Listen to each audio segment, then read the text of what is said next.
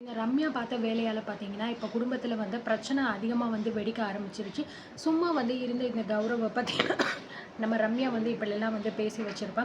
ஏன்னா, அந்த கௌரவ் பார்த்தீங்கன்னா, ஸ்மோக் பண்ணதாவும், தான் மூஞ்சில புகை விட்டதாவும் பார்த்தீங்க அப்படின்னா, ரம்யா வந்து சொல்லி வச்சிருப்பா.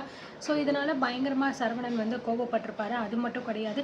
ஸோ, சுஹாசினி வந்து நம்ம சரவணன் கிட்ட வந்து பேசிக்கிட்டே இருக்கும்போது, அத பார்த்த கௌரவும் பார்த்தீங்கன்னா, பயங்கரமா வந்து கோபப்பட்டு, சரவணன வந்து கன்னா பின்னான்னு பேசியிருப்பாரு. இந்த மாரி "நீ எல்லாம் வந்து நான் வந்து அத கட்டிக்க போற பொண்ணு. நீ எல்லாம் இந்த மாரி வந்து பேசினேன்னா, அதுக்கப்புறம் நல்லா இருக்காது ப்ரோ. நான் வந்து என்ன பண்ணுவேன்னு எனக்கு தெரியாது." அப்படி இப்படின்னு பயங்கரமா பில்டப்லாம் விட்டு இந்த கௌரவ் வந்து பேசியிருக்கிறதுனால, சும்மாவே இந்த சரவணன் வந்து அவன் மேல கோவப்பட்டு, இருந்தாலும் ரம்யா கூப்பிடுறாங்க அப்படிங்கிறதுக்காக அவன தள்ளி விட்டுட்டு அந்த இடத்துல இருந்து போயிருப்பாங்க. ரம்யாவும் பார்த்தீங்கன்னா, இந்த மாரி அவன் வந்து பிஹேவ் பண்றான். எனக்கு கொஞ்சம் கூட புடிக்கல. அப்படி அவன் இங்க இருக்கட்டும் அப்படின்னா, அதுக்கப்புறம் நான் இங்க இருக்கல. எங்க அம்மா வீட்டுக்கு போறேன். அவங்க போனதுக்கப்புறம் எனக்கு தகவல் சொன்னா போதும், நான் வரேன் அப்படிங்கிற மாரி ரம்யா சொல்லிடுவாங்க. ஸோ, அதனால வந்து நம்ம சரவணன் வந்து, "ஐயோ மேடம் நீங்க எதுக்கு இப்படிலாம் வந்து சொல்றீங்க? அந்த கௌரவ் உங்க முன்னாடியே வந்து உங்க மூஞ்சிலே இப்படியெல்லாம் புக விட்டானா, அவன நான் என்ன பண்றேன்னு பாரு. அவன இனி உண்டு இல்லன்னு பண்ணிடுறேன்." அப்படிங்கிற மாரி வந்து சொல்றாங்க. "நான் வர்றதுக்குள்ள அதெல்லாம் சரி பண்ணி வச்சுருங்க." அப்படிங்கிற மாரி சொல்லிட்டு ரம்யாவுமே கிளம்பி வந்து போயிடுறாங்க. ஸோ, இதனால பயங்கரமா வந்து பார்த்தீங்கன்னா, நம்ம சரவணன் வந்து கோவப்படுறாரு. இங்க உள்ள வந்து பார்த்தீங்கன்னா, நம்ம கார்த்தி, அண்ணம் எல்லாருமே பேசிக்கிட்டு இருக்காங்க. இந்த மாரி ஆஃபீஸ்க்கு எனக்கு லேட் ஆயிருச்சு. எனக்கு சாப்பாடுலாம் வேணான்னு சொல்லிக்கிட்டு இருக்கும்போது, "நான் எல்லாத்தையுமே சமைச்சுட்டேன் சின்னத்தா. நீங்க உட்காருங்க. சாப்பிட்டுட்டு மட்டும் கிளம்பலாம்." அப்படிங்கிற மாரி சொல்லிக்கிட்டு இருக்காங்க. அந்த நேரம் பார்த்து சுஹாசினி எல்லாருமே பேசிக்கிட்டு இருக்காங்க. இந்த மாரி "நீங்க வந்து எந்த வேலையும் பார்க்க மாட்டேங்கிறீங்க. அண்ணன் தான் எல்லா வேலையும் பார்த்துக்கிட்டு இருக்காங்க. நீங்க எதுக்கு இப்படி சொகுசா உட்காந்துக்கிட்டு இருக்கீங்க?" அப்படி இப்படின்னு கேட்டு வந்து நம்ம செண்பகத்த பார்த்தீங்கன்னா, பயங்கரமா இரிட்டேட்டிங் வந்து பண்ணிக்கிட்டு இருக்காங்க. இதனால மணி, செண்பகம் 2 பேருமே ரொம்பவே பார்த்தீங்கன்னா, இரிட்டேட்டிங் ஆயிக்கிட்டு இருக்காங்க. ஸோ, இந்த மாரி இவங்கலாம் நின்னு பேசிக்கிட்டே இருக்கும்போது, இந்த பக்கம் வெளியிலேருந்து உள்ள வந்த சரவணன் வந்து பயங்கரமா வந்து பார்த்தீங்கன்னா, "டேய் கௌரவ் வெளிய வாடா. இன்னைக்கு உன்ன என்ன பண்றேன்னு மட்டும் பாரு. உன்ன உண்டு இல்லன்னு ஆக்குறேன்டா. எவ்ளோ திமிரு இருந்தா இப்படிப்பட்ட ஒரு காரியத்த பண்ணுவ. வாடா வெளியில." அப்படின்னு சொல்லிட்டு பார்த்தீங்கன்னா, கத்திக்கிட்டே வராரு. "என்னடா இவன் எதுக்குடா இப்படி கத்திட்டே வரான்?" அப்படின்னு சொல்லிட்டு எல்லாருமே வந்து பார்த்துக்கிட்டு இருக்காங்க. "இப்ப வரியா இல்லையாடா? இல்ல உன் மூஞ்செல்லாம் அடிச்சு உடைச்சிடவா?" அப்படின்னு சொல்லிட்டு நம்ம சரவணன் கத்திக்கிட்டு இருக்காரு. "என்ன சின்னத்தா? எதுக்காக பெரியத்தா இப்படிலாம் வந்து கத்திக்கிட்டு இருக்காரு? என்ன பிரச்சனை?" அப்படின்னு சொல்லும்போது, எல்லாருமே பக்கத்துல போறாங்க. "டேய் சரவணா என்னடா ஆச்சு? எதுக்காகடா நீ அவன் பேர சொல்லி கூப்பிட்டுக்கிட்டு இருக்க? என்னடா எதுவும் பிரச்சனையா?" அப்படின்னு கேட்கும்போது, "ஆமாம்மா பெரிய பிரச்சனை தான். இவன்லாம் எவ்வளோ தைரியம் இருந்தா இப்படி ஒரு காரியத்த வந்து பண்ணியிருப்பான். இவனெல்லாம் சும்மா விடக்கூடாதும்மா." அப்படின்னு சொல்லிட்டு வந்து சொல்றேன். என்ன ஆச்சு?" அப்படிங்கிற மாரி சுஹாசினி வந்து கேட்குறாங்க. "இங்க பாரும்மா, அதெல்லாம் நான் உன்கிட்ட வந்து சொல்ல வேண்டாம். ஆமா, நான் மேல துணி காய போட்டுக்கிட்டு இருக்கும்போது, நீயா தானே என்கிட்ட வந்து பேசின. நான் வந்து உன்கிட்ட பேசினேனா?" அப்படின்னு கேட்கும்போது, "இல்லையே நான் தான் உங்ககிட்ட வந்து பேசினேன். ஏன் அதனால என்ன ஆச்சு?" அப்படின்னு கேட்கும்போது, "அதனால என்ன ஆச்சா? இப்ப வருவால்ல உன் மாப்பிள்ளை கௌதம், அவன் என்ன சொன்னான் அப்படிங்கிறத அவன் வாயாலேயே வந்து கேளும்மா." அப்படிங்கிற மாரி வந்து சொல்றாங்க. சுஹாசினிக்கு ஒண்ணுமே வந்து புரியல. "என்ன இது? என்ன ஆச்சு?" அப்படின்னு சொல்லிட்டு. ஸோ, அந்த கௌரவ் வந்து இறங்கி வந்தவுடனே அவன வந்து பார்த்தீங்கன்னா, சட்டையெல்லாம் புடிச்சு நம்ம சரவணன் வந்து அடிக்க போறாரு. அதுக்குள்ள சுந்தரம், சண்முகம் எல்லாருமே வந்து வந்துடுறாங்க. "டேய் எதுக்குடா இப்ப அவன வந்து அடிக்க போற? கையெட்றா நீ." அப்படின்னு சொல்லும்போது, "இங்க பாருங்க தேவையில்லாம இந்த பிரச்சனைக்குள்ள நீங்க வந்து தலையிடாதீங்க. இவ என்ன பண்ணான்னு சொல்லிட்டு தெரியுமா?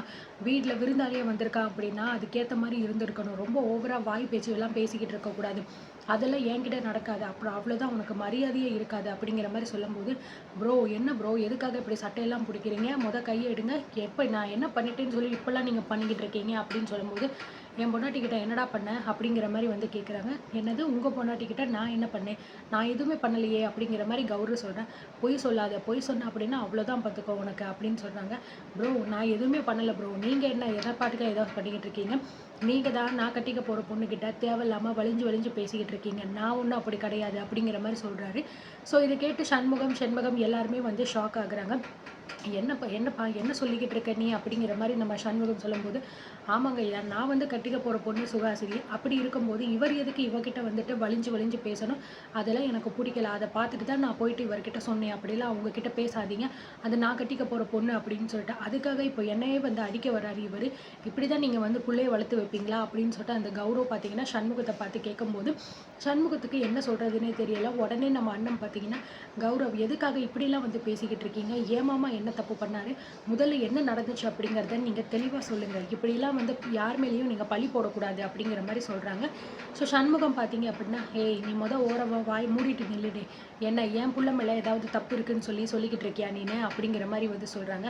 "அத்தை நான் அப்படிலாம் வந்து ஒண்ணும் சொல்ல கிடையாது. என்ன நடந்துச்சு அப்படிங்கிறத நம்ம கேட்டு தெரிஞ்சுக்கணும்ல." அப்படின்னு சொல்லும்போது, உடனே பார்த்தீங்க அப்படின்னா, என்ன தெரிஞ்சுக்கணும் இப்போ?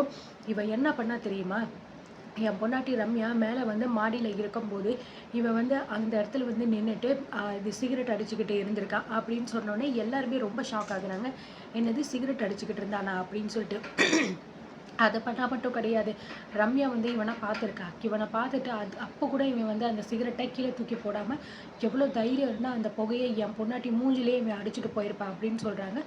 என்ன ப்ரோ என்ன சொல்லிக்கிட்டு இருக்கீங்க, என்னமோ புதுசாக சொல்கிறீங்க, இதெல்லாம் நான் பண்ணவே இல்லையே அப்படின்னு சொல்லும்போது, பொய் சொல்லாதடா, அப்புறம் எதுக்குடா என் பொண்டாட்டி என்கிட்ட சொல்லிட்டு போனால், அவங்க என்ன சொன்னாலும் அதில் நியாயம் இருக்கும். நீ தான் அப்படி பண்ணிட்டு போயிருப்ப, எனக்கு நல்லா தெரியும்.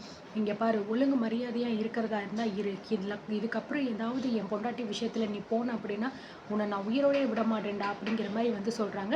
ஸோ இதை கேட்டுட்டு நம்ம சுந்தரம் பார்த்தீங்கன்னா, சண்முகம் என்னப்பா இது, எதுக்காக உன் பையன் இப்படிலாம் வந்து பேசிக்கிட்டு இருக்கான், அப்படி என்ன என் பிள்ளை தப்பு பண்ணிட்டான், என் மருமகன் தப்பு பண்ணிட்டான் அப்படின்னு இப்படி பேசுகிறேன் அப்படின்னு சொல்லும்போது, ஐயோ சுந்தரம் நீ எதுவும் தப்பாக எடுத்துக்காது, அது அவங்களுக்குள்ளே ஏதோ ஒரு சின்ன பிரச்சனை போல இருக்குது, யாராவது தப்பாக புரிஞ்சுக்கிட்டு இருந்திருப்பாங்க அப்படின்னு சொல்லும்போது, இங்கே பாருங்கள் நான் எதுவும் தப்பாலாம் வந்து புரிஞ்சுக்கல. என் பொண்டாட்டி என்னை கூப்பிட்டு அவ்வளோ தூரம் வந்து இன்சல்ட் ஆகிட்டு தான் வந்து அவங்க ஆஃபீஸ்க்கு வந்து போகிறாங்க. இவன் எவ்வளோ தைரியம் இருந்தால் அவங்க மூஞ்சில் வந்து புகை விடுவான். யாருக்கு இந்த தைரியம் கொடுத்தது? இவன் வந்து இருக்கிறது நம்ம வீட்டில். அப்போது நம்ம வீட்டில் எப்படி இருக்கணுமோ அப்படி தான் இவன் வந்து இருக்கணுமே தவிர இவன் இஷ்டத்துக்குலாம் இந்த வீட்டில் வந்து இருக்கக்கூடாது அப்படின்னு சொல்லும்போது, அப்படின்னா அப்போ நான் கட்டிக்க போகிற பொண்ணுக்கிட்டையும் நீங்களும் வலிஞ்சு பேசக்கூடாது. அப்படி ஒரு ரைட்ஸாக உங்களுக்கு யார் ப்ரோ கொடுத்தது?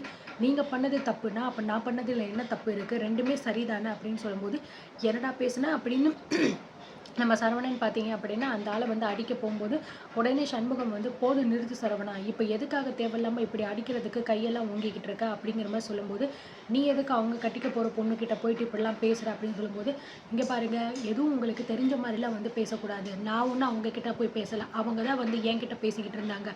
என்ன புடவைக்காரி எதுவுமே தெரியாத மாதிரி நின்றுக்கிட்டு இருக்க, நானா வந்து இந்த பொண்ணுக்கிட்ட பேசினேன், உனக்கு தான் உண்மையை தெரியுமே, உன் மாமன்கிட்ட நீனே உண்மையை சொல்லு அப்படின்னு சொல்லும்போது, ஆமாங்க மாமா பெரியத்தா சொல்கிறது உண்மைதான், அவர் வந்து சுகாசினி கிட்ட வந்து பேசலை, நானும் சுகாசினியும் மேலே வந்து துணி காய போடும்போது பெரியத்தா வந்து துணி காய போட்டுக்கிட்டு இருந்தார், சுகாசினியாக தான் அவங்கக்கிட்ட போய் பேசினாங்க அப்படிங்கிற மாதிரி வந்து சொல்கிறாங்க. கேட்டிங்கள்ல, நான் எதுக்கு போயிட்டு என் பொண்டாட்டியை விட்டுட்டு இன்னொரு பொண்ணுக்கிட்ட வந்து பேசணும், அவங்களாம் வந்து பேசினாங்க, நான் தங்கச்சி முறையில் அவங்கக்கிட்ட பேசினேன் அவ்வளோதான். இதை தப்பாக புரிஞ்சுக்கிட்டு இவன் வந்து என்ன பார்த்து என்னென்னமோ வந்து பேசிக்கிட்டு இருக்கான். என் பொண்டாட்டி மூஞ்சில் இவன் வந்து சிகரெட்டை வந்து ஊதி வந்து விடுறான். இதெல்லாம் வந்து சரி கிடையாது, சொல்லி வச்சுக்கோங்க. அதுக்கப்புறம் நான் ஒரு நாள் மாதிரி ஒரு நாள்லாம் இருக்க மாட்டேன். இவனால் என் பொண்டாட்டிக்கு ஏதாவது ஒரு பிரச்சனை வந்துச்சு, அதுக்கப்புறம் நடக்கிறதே வேறு அப்படின்னு சொல்லிட்டு வந்து போயிடுறாரு. டேய் சரவணா நில்லுடா அப்படின்னு சொல்லிட்டு பார்த்தீங்கன்னா செண்பகமும் மணியும் பார்த்தீங்கன்னா பின்னாடி போயிடுறாங்க. ஸோ சண்முகம் பார்த்தீங்கன்னா ரொம்பவே வந்து தலைகுனிஞ்சு நிற்கிறாரு. என்னடா இந்த சரவணன் பையன் இப்படி பண்ணிட்டானே, இவங்க மூஞ்சில் எப்படா நம்ம முழிக்க போகிறோம் அப்படின்னு பார்த்தீங்கன்னா ரொம்பவே வந்து ஒரு மாதிரியை வந்து நின்றுக்கிட்டு இருக்காரு. ஸோ இதுக்கப்புறம் என்ன நடக்க போகுது, என்னென்ன மாதிரியான பிரச்சனைகள் அதுக்கப்புறம் கிளப்ப போகிறாங்க அப்படிங்கிறத ஒன் பை ஒன்னாக பார்த்து தெரிஞ்சுக்கலாம்.